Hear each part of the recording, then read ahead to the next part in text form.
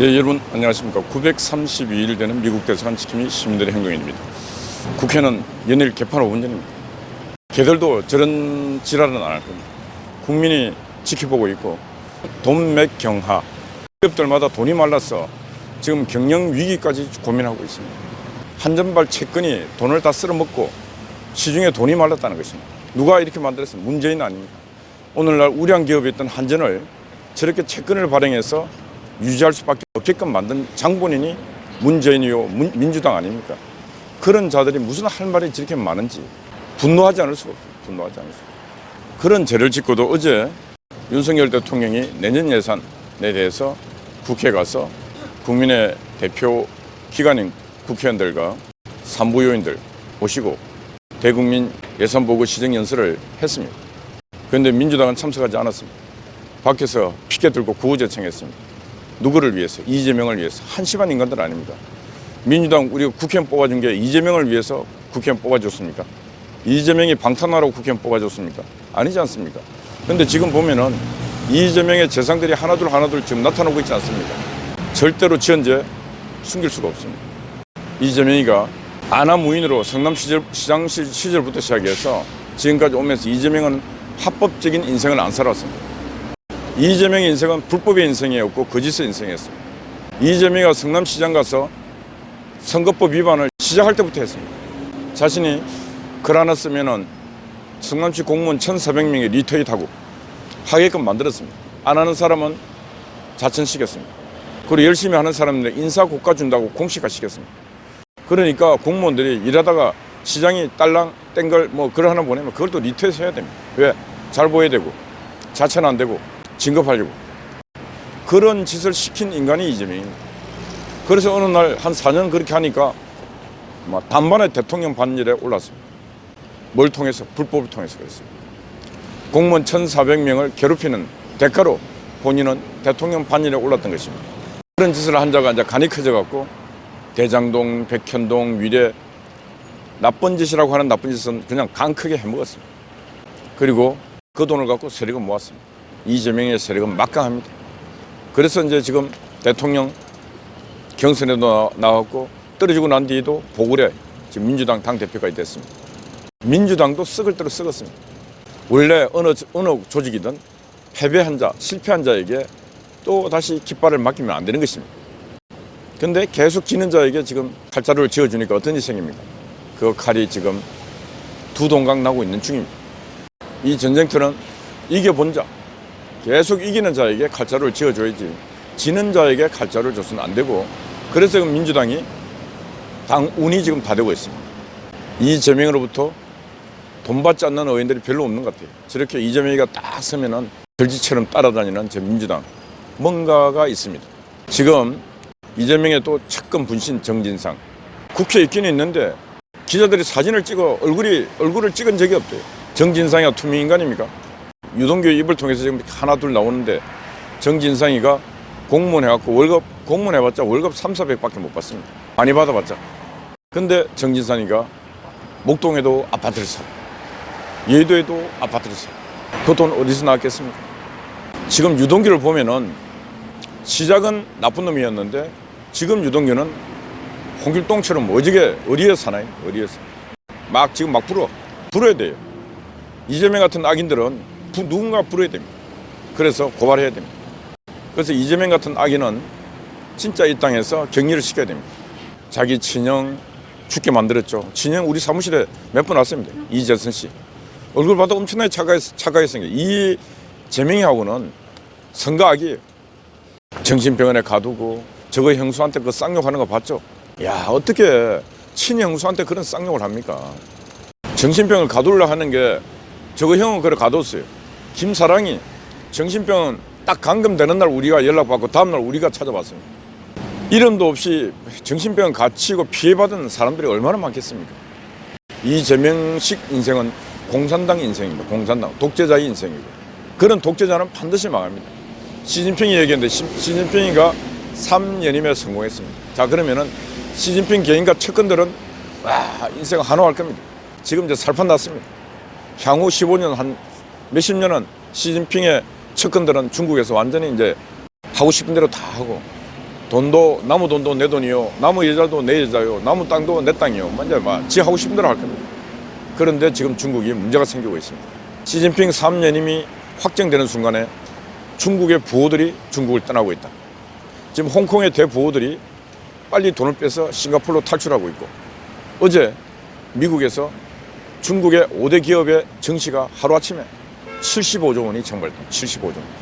어제 미국은 미국 내에 있는 중국 기업 비밀을 빼가는 간첩들을 수십 명을 체포를 했습니다. 중국은 무너집니다. 반드시 무너집니다. 왜? 자유가 없는 땅에는 창의적인 사람이 살 수가 없습니다. 그 부자들이 중국을 탈출하고 하면은 중국이 무슨 짓을 하겠습니까? 못하게 막고 하면서 계속 강압정치, 폭압정치를 하게 됐습니다. 그러면은 부호들만 떠나겠습니까? 인간 누구나 자유를 누리고 싶어 합니다. 누구나 내가 땀 흘린 만큼 내가 대가를 받는 그런 일을 하고 싶어요. 중국은 이미 자본주의 물길이 많이 들어가서 시진핑식 억압을 하면은 중국 국민들이 언젠가 반드시 일어납니다. 공개하게 되어 있습니다. 그래서 제가 볼 때는 시진핑의 3년임은 시진핑의 정치적으로는 연임이 됐을 몰라도 육적 생명은 빨리 끝날 수도 있다는 거예요. 김일성 3대 세습도 빨리 끝날 수 있다. 지금 왜 그러냐면은 김정은이가 어리잖아요. 근데 그 측근들이 지금 올바른 판단을 못하고 있고, 북한 내에서는 공산당에서는 올바른 판단을 할 수 있는 충신이 없습니다. 왜 그러냐? 올바른 말을 하면 고사포로 쏴 죽였는데 누가 올바른 말을 하겠습니까? 그러면 저 북한이 어떻게 되냐? 죽음의 길밖에 없다. 이판사판으로 가고 있습니다.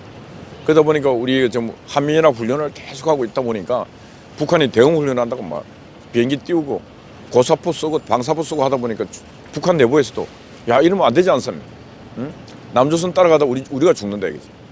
미사일이고 대포고 그거 다 돈인데 남조선이 100발 쏠 때 한 발 쏠 정도 경제력이 안 되는데 지금 우리보다 더 많이 쏘고 있어요. 그럼 어떻게 되겠습니까? 포탄이 소진되고 방사포도 소진되고 미사일도 소진되고 그건 전쟁 못한다니까. 그래서 자유라는 것은 그만큼 소중하고 중요한 것입니다. 이 자유로운 나라에서 지금 내년 예산을 챙겨야 되는데 내년 예산은 지난 정부보다도 긴축 예산을 짜고, 그래서 윤석열 대통령도 이제 빛이 천조가 넘은 이 시대에 긴축 예산을 짜서 사회적 약자 중심으로 뭔가 선택과 집중을 하겠다. 그래 해야 됩니다. 문재인과 야당 이재명과 이런 인간들에게는 절대로 나라를 국간을 맡겨서는 안 된다. 지금 우리가 이미 다 알다시피 4대강 사업 해갖고 그 물들을 가둔 그게 수자원입니다. 근데 이 인간들이 4대강 사업 보를 해체하자 해서 쓴 돈이 1,900억 썼고 앞으로도 2,600억인가 더 써야 된다.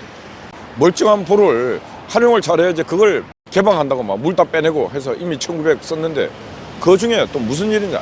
이 어용 교수들, 이거 교수들 이게 인간들도 처벌받혀야 됩니다.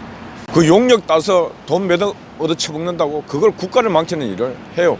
정권하고 붙어가고 그런 인간들 돈 받아서 다 토해내게 만들고 구상권 청구하고 그런 인간들은 교단에 설 수도 못하게 만들어야 됩니다.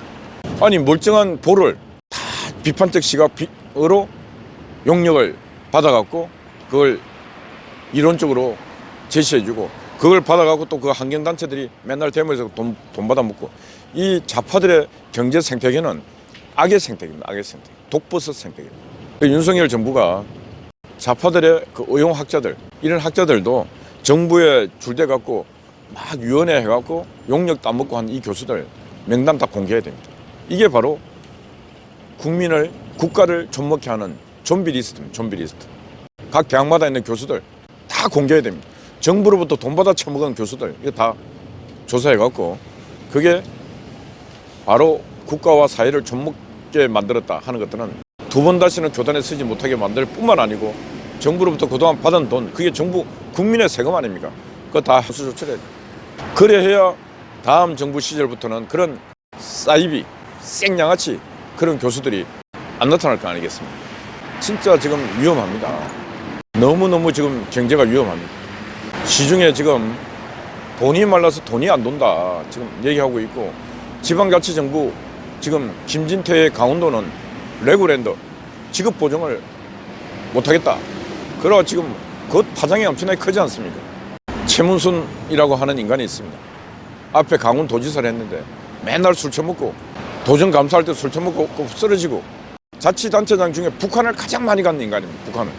북한 가서 뭐 했겠습니까? 술 좋아하는데 술 먹고 아마 북한의 씨앗 심기 작전에 이미 말려 넘어가 있을 거예요. MBC에 그 최도영이라고 하는 국장이 있었잖아요. 그 최문수위도 잘 알 거예요. 뭐라 그랬습니까? 붉은 수수나라는 책을 썼습니다. 적수수나, 붉은 수수나. 그게 바로 최문순의 암호명이었다. 북한이 노동당이 준 암호명이었다 했잖아요. 그 책이 아주 두껍습니다. 한 400여 페이지 됩니다.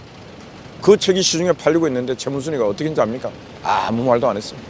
북한 노동당의 암호명, 최문순의 암호명이 붉은 수수나라고 얘기를 하고 그 책이 출판돼서 인쇄돼서 막 팔리고 있는데도 아무 말 안 했어요. 대한민국이 지금 이런 나라가 됐습니다. 옛날 같았으면 최문순이는 안기부에 끌려가고 조사 다 받았을 건데 지도 한 변 안 해요. 김대중 노무현 정부를 거치면서 우리나라의 전략물자들이 북한으로 많이 넘어갔습니다. 그 중에 방송장비, KBS, MBC, SBS, EBS까지 방송 3사가 북한과 교류한다고 중계한다고 다 방송차를 끌고 갔습니다. 그거는 최첨단 디지털 장비입니다. 가서 어떻게 하는지 압니까? 그 방송 장비를 고스란히 평양에 놔두고 못만 왔습니다. 있을 수 없는 일 아닙니까?